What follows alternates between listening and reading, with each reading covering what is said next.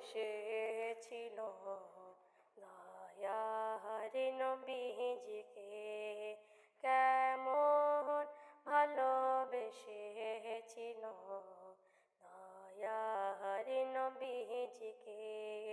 স্মৃতি কে আবু বকর যার নাম হাদিস পাকে, কেমন ভালোবেসেছিল দয়ার নবীজিকে।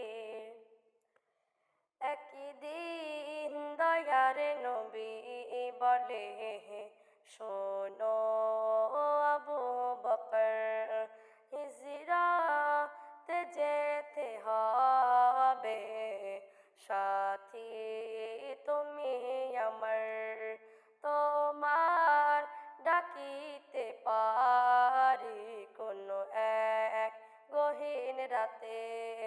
রাসূল আমি হাজির হব ডাকার সাথে সাথে। তারপর থেকে আবু বকর